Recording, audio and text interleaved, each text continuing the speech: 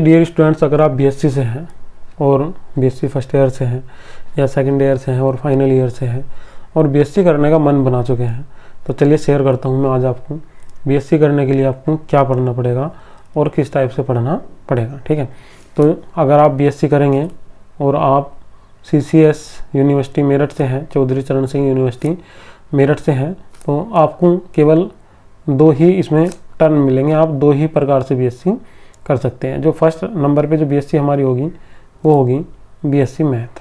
ठीक है, एक जो हम इसमें करेंगे वो हम क्या कर सकते हैं, बीएससी मैथ कर सकते हैं। और जो दूसरे नंबर पे हम इसमें बीएससी करेंगे साइंस से, वो हम इसमें कर सकते हैं बीएससी बायो। ठीक है, बीएससी बायो। अब अगर बीएससी मैथ की बात करें तो इसमें जो हमारे मेन सब्जेक्ट होंगे वो हमारे मेन सब्जेक्ट कौन कौन से होंगे, वो हमारे मेन सब्जेक्ट इसमें होंगे 3। ठीक है, वो मेन सब्जेक्ट 3 कौन कौन से हैं। नंबर 1 पे हमारा आता है मैथ, नंबर 2 पे आता है हमारे इसमें फिजिक्स। ठीक है, और नंबर 3 पे आता है केमिस्ट्री। ये 3 तो इसमें हमारे मेन सब्जेक्ट हैं। और जब हम बॉटनी की बात करेंगे, इसकी बीएससी बायोलॉजी की बात करेंगे, तो यहाँ जो हमारे मेन सब्जेक्ट होंगे वो हमारे मेन सब्जेक्ट ये होंगे। जो हमारा फर्स्ट नंबर पर आएगा वो हमारा आएगा बॉटनी। ठीक है, बॉटनी। नंबर 2 पे आएगा हमारा इसमें जूलॉजी।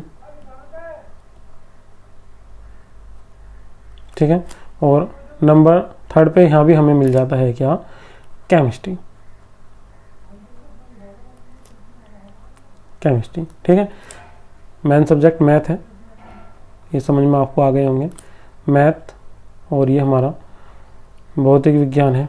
मैथ मतलब गणित, भौतिक विज्ञान, और ये है हमारा रसायन विज्ञान। यहाँ ये हमारी वनस्पति विज्ञान है। और जो दूसरे नंबर पे है यहाँ हमारे पास में ये हमारा जंतु विज्ञान है, जंतु विज्ञान। 3rd नंबर पे जो हमारा है ये रसायन विज्ञान ही है। अब अगर आप में जिज्ञासा है और आप बीएससी करना चाहते हैं तो आप इन सब्जेक्ट को ध्यान से पढ़िए।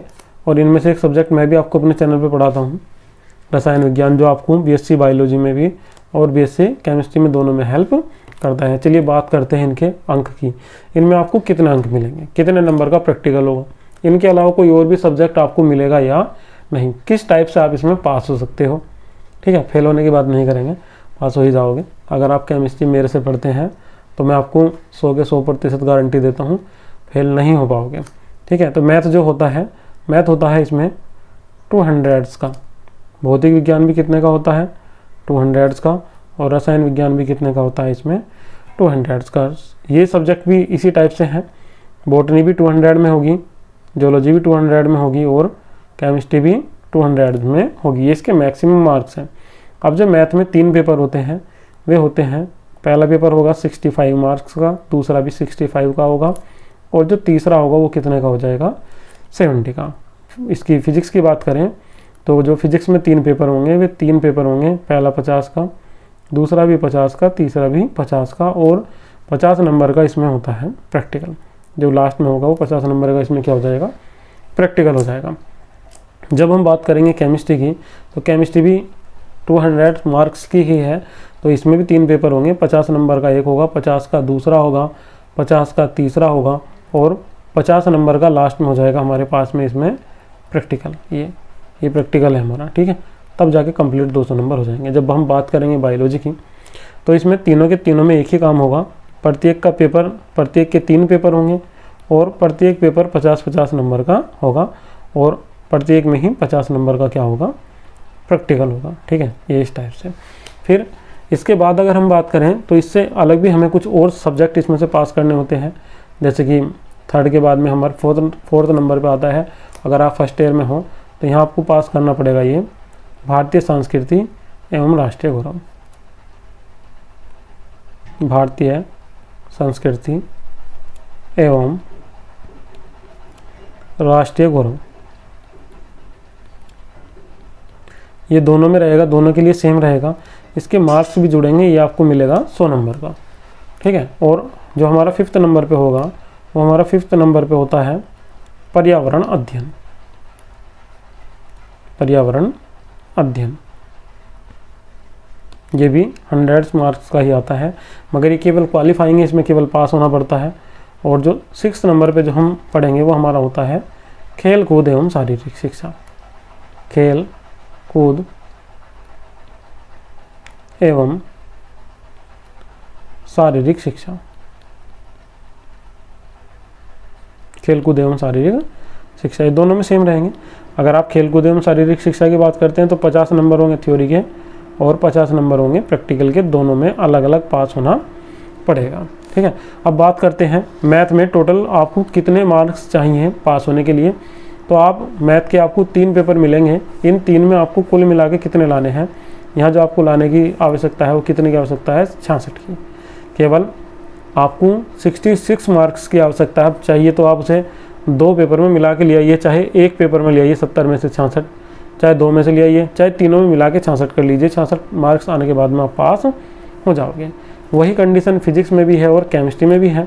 इसमें 3 पेपर होते हैं 50-50 अंक के, तो इसमें से आपको कुल मात्र 50 नंबर ही लाने हैं। चाहे आप एक पेपर में ले आओ, चाहे 2 में कुल मिला के 50 ले आओ, चाहे तीनों के मिला के कुल 50 ले आओ। केवल पास होने के लिए पर कम से कम 50 नंबर की आवश्यकता होगी। वहीं केमिस्ट्री भी इसी टाइप से है।